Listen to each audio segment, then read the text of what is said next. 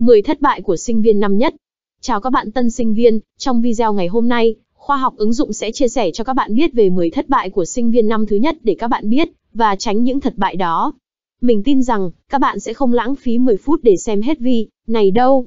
Hãy theo dõi từ đầu đến cuối và nếu thấy hữu ích hãy đăng ký kênh, ấn vào chuông để nhận được những video giá trị khác sớm nhất nhé. Thất bại 1, dành quá nhiều thời gian xả hơi đầu năm học. Nhiều sinh viên năm nhất đã từng nghĩ rằng lên đại học là để xả hơi. Cho nên năm nhất của đa phần mọi người gắn liền với việc đi chơi, ăn chơi nhảy múa. Lại cộng thêm sự ủng hộ từ các bậc đàn anh, đàn chị cho rằng học đại học nhàn lắm cho nên năm nhất thường không quan tâm nhiều đến bài vở. Năm nhất cũng quên mất xác định cho mình những mục tiêu trong thời gian học đại học, hoặc có xác định rồi cũng vứt đấy. Kết quả là nhiều bạn vì xả hơi nhiều quá, đến khi muốn quay về với nhịp độ học tập, rèn luyện cân bằng thì lại thấy thật khó khăn. Nhưng điều nguy hiểm nhất là nhiều bạn từ lối sống xả hơi đã đánh mất mục đích của mình, quên mất mình cần phải làm gì. Chính vì dành quá nhiều thời gian để xả hơi, thời gian dành cho những mối bận tâm khác về học tập, rèn luyện, phát triển bản thân bị bỏ qua. Hậu quả trực tiếp là điểm số thấp, bản thân thiếu kỹ năng, trải nghiệm sống nghèo nàn. Hậu quả sâu xa là các em sẽ bị những người xung quanh bỏ xa. Để đến khi muốn thay đổi lại không biết bắt đầu từ đâu. Thất bại 2, để lạc mình trong mơ hồ. Có nhiều yếu tố để coi năm nhất như một bước ngoặt lớn trong số những bước ngoặt quan trọng của cuộc đời mỗi người. Đó là khi chúng ta bắt đầu tự quyết định những câu hỏi liên quan đến bản thân, tự chịu trách nhiệm về những việc mình làm, tự trải nghiệm, tự sống và tự cam kết với bản thân về tương lai. Chúng ta nhận được ít quan tâm hơn, lo toan nhiều hơn, suy nghĩ nhiều hơn. Ấy là khi chúng ta có cơ hội để trưởng thành hơn. Quan trọng hơn cả, chúng ta cần nỗ lực để tìm hiểu câu trả lời cho những câu hỏi quan trọng trong cuộc đời như, thực chất mình thích gì? Mình sống vì điều gì? Mình nên sống thế nào? Mình muốn hướng đến một cuộc sống thế nào? Nhưng nhiều em sinh viên năm nhất bỏ qua những câu hỏi đó, sống trong sự mơ hồ. Các em phân vân về cuộc đời nhưng rồi chấp nhận bỏ ngỏ những câu hỏi đó. Để rồi hậu quả là nhiều bạn thả rơi cuộc sống của mình trong một đống mơ hồ. Sự bàng quan ấy dần dà tạo nên một cuộc sống mờ nhạt và đầy bứt rứt. Cuối cùng, các em không biết mình đi đâu, đang đứng ở đâu và sẽ đến đâu. Một cuộc sống mơ hồ là một cuộc sống nhàm chán. Thất bại 3, không làm mới và bổ sung bản thân. Nỗ lực học tập tập trung cho kỳ thi đại học đã làm cho các em bỏ sót việc bổ sung những kỹ năng cần thiết khác trong cuộc sống. Vì vậy, lên đại học, việc cần làm của các em là tìm hiểu xem có những thứ gì cần bổ sung cho đủ. Đó là kỹ năng mềm, kiến thức, ngoại ngữ, và vô số những thứ khác nữa. Nhưng tâm lý xả hơi và sự mơ hồ về mục tiêu tương lai đã làm cho nhiều em quên mất điều đó. Các em không bỏ thời gian tìm hiểu bản thân và không có kế hoạch bổ sung điểm khuyết thiếu cho cá nhân. Nhiều người bào chữa rằng những kỹ năng đến năm 3, năm 4 bổ sung cũng chưa muộn.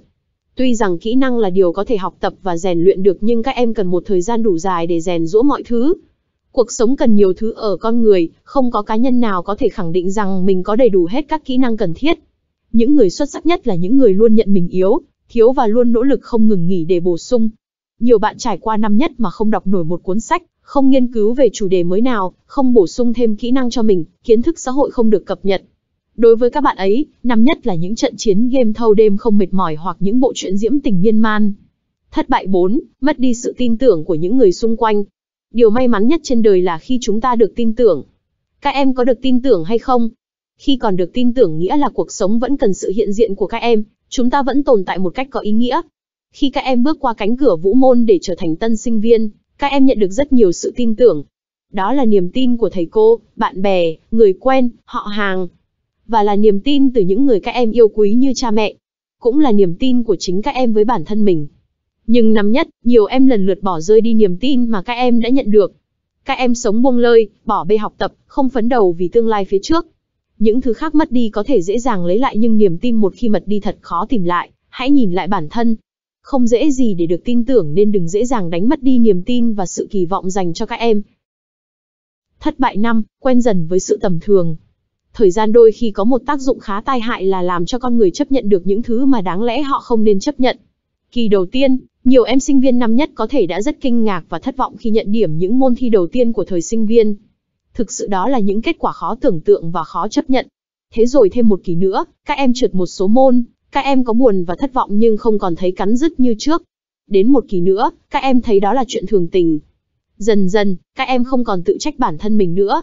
Nếu trước đây các em căm tức chính mình khi thất bại, khi không nỗ lực hết mình thì đến nay, các em tìm các lý do để đổ lỗi, để quên đi cảm giác tự kiểm điểm, để bỏ qua và vô tư nhởn nhơ như không có chuyện gì. Và thế rồi, các em sống trong sự tầm thường. Và sự tầm thường lớn nhất là sống với sự hèn nhát và thiếu nghiêm khắc với bản thân. Các em đã quen như thế. Thất bại 6, quá dễ dãi với bản thân. Có câu nói rằng, những thói xấu ban đầu là người khách lạ qua đường, sau đó là người bạn thân ở chung nhà và kết cục trở thành ông chủ khó tính. Hồi trước khi bước vào những ngày đầu tiên của cuộc đời đại học, ai cũng từng nghĩ mình sẽ cố gắng phấn đấu hết mình. Và trong đó không quên hình dung về một con người mới với những thói quen mới. Nhưng chính sự tự dễ dãi với bản thân đã làm cho chúng ta quên đi rất nhiều thứ. Chúng ta quen dần với những thói xấu như trễ hẹn, thất hứa, trì hoãn. Chúng ta càng ngày càng không lo lắng nhiều về cuộc sống của chính mình. Chúng ta tự cho mình quyền nói không sao đâu, lo gì. Từ những thứ xấu, chúng ta kết nạp chúng và biến thành những thói quen ăn ở cùng chúng ta. Con người chúng ta ngày càng xấu xí hơn. Thất bại 7, mất niềm tin vào những thứ tốt đẹp. Năm nhất, có lần anh từng bị lừa. Do hăm hở tìm công việc làm thêm kiếm tiền nên anh đã bị dỗ ngọt mất đi một khoản tiền kha khá lúc đó. Thời gian sau đó, gần như anh không dám nghĩ đến việc tìm kiếm công việc làm thêm nữa. Năm nhất, các em có thể đã bị lừa một vài lần như thế. Các em còn được nghe bảo rằng, học chả làm được gì, sinh viên ra trường thất nghiệp ầm ầm, không phải con ông cháu cha thì bó tay, vân vân. Nhiều người kể cho các em nghe những câu chuyện ảm đạm về cuộc sống, về tương lai. Và rồi các em dần dần nhìn cuộc sống một cách thật tiêu cực. Từ một người hăng hái, sáng tạo, dũng cảm, thích xông pha, trải nghiệm, các em sống khép mình lại. Cuộc sống không bao giờ đơn sắc cả. Có cả sắc màu sáng tươi hòa cùng những sắc màu đen tối. Quan trọng nhất vẫn là thái độ sống của chúng ta. Khi chúng ta vẫn còn tin vào những thứ tốt đẹp thì những thứ tốt đẹp vẫn còn tồn tại. Vả lại, chính chúng ta vẫn có thể là một điều tốt đẹp đúng không các em? Thất bại 8, ngại giao tiếp, sống khép mình. Chấp nhận môi trường mới và cố gắng để môi trường mới chấp nhận là hai bài toán của những cô cậu tân sinh viên. Chân ướt chân ráo bước vô môi trường mới không có sự kèm cặp quen thuộc, các em thấy mọi thứ đều lạ lẫm, những người bạn cùng lớp, thầy cô, những người mà hàng ngày các em tiếp xúc. Nhiều em luôn cố gắng để hòa nhập vào môi trường mới bằng những nỗ lực như năng nổ làm quen, chia sẻ, tích cực tham gia các nhóm, hội để học cách sống hòa đồng. Những bạn ấy ắt hẳn sẽ nhận được nhiều thứ có giá trị. Nhưng cũng không ít em ngại làm quen, ngại giao tiếp, ngại nói chuyện, kể cả đối với những người ngày ngày mình tiếp xúc, kể cả những người bạn cùng lớp, cùng chỗ ở. Các em ngày càng tách mình ra để trở thành một người không có nhiều kết nối, ít bạn bè. Cũng có nhiều em đã cố gắng sống cởi mở nhưng môi trường mới lại từ chối mình. Mọi người không đáp lại mình hoặc đáp lại bằng thái độ không như mong muốn dẫn đến các em bỏ cuộc. Đừng như vậy, trên đời luôn có những thứ thuận lợi và có những thứ khó khăn. Nếu các em cố gắng mà vẫn chưa được chấp nhận, mọi người vẫn chưa mở đáp lại em thì em hãy tiếp tục tìm kiếm vì chắc chắn sẽ có những người gắn kết với các em vì họ sẽ nhìn thấy thiện tình toát lên ở các em. Người bỏ cuộc sớm sẽ bỏ qua rất nhiều thứ quý giá, cho nên hãy kiên nhẫn và mạnh mẽ nhé. Thất bại 9, để thời gian trôi đi lãng phí. Lên đại học, có một bài học mà nhiều anh chị nhận ra và mong muốn các em ghi nhớ, thời gian còn rất ít. Các em đừng nghĩ các em còn nhiều thời gian, đủ để mình cứ thong thả, giải lao đi rồi sẽ chạy sau. Cho dù các em có cả thế kỷ, nhưng vẫn giữ suy nghĩ thế sớm muộn gì cũng tới ngày các em ân hận. Đại học chỉ 4, 5 năm nhưng có quá nhiều thứ để chúng ta làm. Từ việc bổ sung cái thiếu cho đến hoàn thiện bản thân mình để mang lại giá trị cho tổ chức sau này chúng ta cống hiến. Thời gian ấy sẽ là quá ngắn đặt trong môi trường giáo dục nặng lý thuyết, thiếu thực tế. Năm nhất, nhiều em mắc phải bệnh để thời gian trôi đi vô thưởng vô phạt. Những lịch hẹn các em bỏ dở, những việc đáng lẽ hôm nay các em làm thì lại rời sang ngày mai, ngày kia rồi rời vào quên lãng. Có nhiều thứ cuốn hút các em như phim ảnh, bạn bè, game online, chuyện ngôn tình, vân vân, để các em quên mất những việc cần phải làm. Đôi khi các em thức trắng một đêm nhưng để chơi game, đọc truyện. Lên đại học và có lẽ đến hết thời gian học đại học có lẽ nhiều em không đọc thêm một cuốn sách nào cả.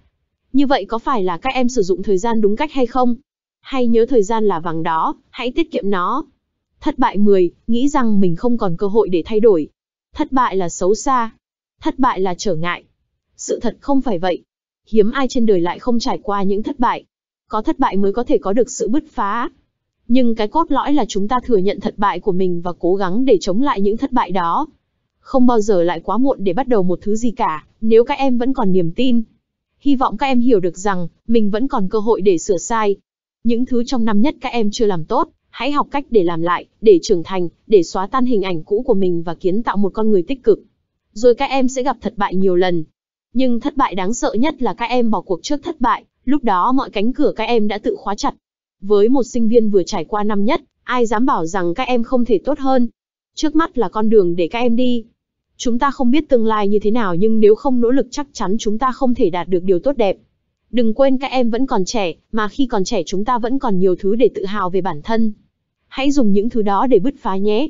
Sự dẻo dai của bản thân, sự nhiệt tình, trách nhiệm với bản thân, sự hăng say, niềm đam mê. Chúng ta đều nắm trong tay đúng không? Khoa học ứng dụng muốn các bạn hãy nhìn vào thực tiễn và đừng thấy cảm giác mình bị buộc tội. Là sinh viên, thì đa phần ai cũng trải qua những ngày tháng như vậy cả.